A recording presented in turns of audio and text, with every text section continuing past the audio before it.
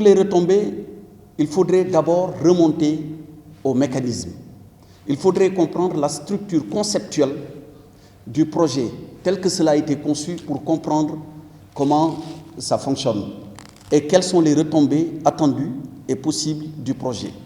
J'ai indiqué tout à l'heure dans mon propos introductif que le Sénégal, comme la Mauritanie, avait opté pour le contrat de recherche et de partage de production.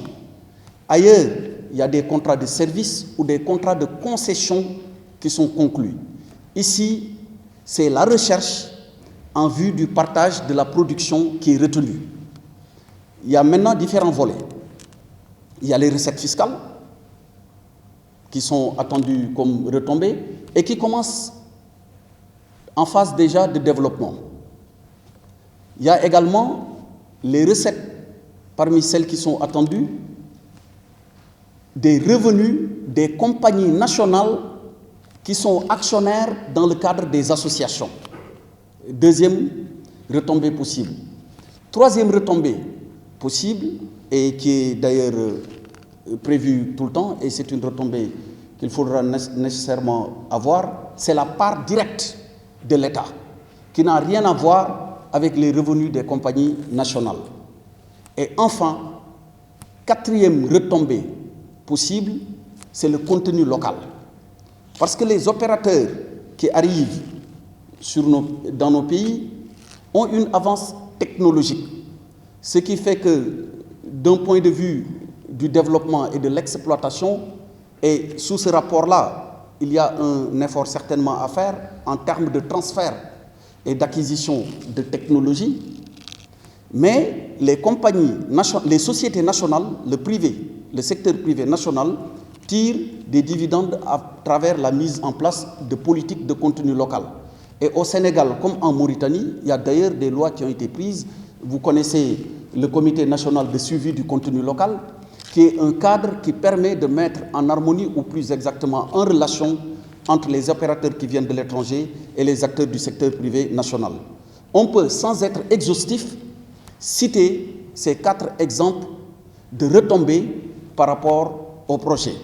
Mais alors, après avoir décrit les retombées possibles, il faut attirer l'attention sur des points de vigilance pour qu'on tire le maximum de retombées possibles. Parce qu'autrement, ou en tout cas qu'on optimise, qu'on ne soit pas perdant. Parce que dans tous les cas, il faudra, pour avoir les retombées concernant les revenus des compagnies nationales, et même sur les parts de l'État, aller vers ce qu'on appelle le profit oil. J'ai indiqué tout à l'heure que dans la manière dont ça fonctionne, au début, nous ne mettons pas d'argent. Nous ne mettons pas d'argent. C'est-à-dire que l'opérateur arrive, il y a une décision finale d'investissement qui est arrêtée après le plan de développement de l'unité, qui annonce le coût. Après cela, et après avoir engagé toutes les dépenses, c'est à partir de ce moment maintenant, quand ils récupèrent les dépenses qu'ils ont mises, qu'on se partage ce qu'on appelle le profit oil.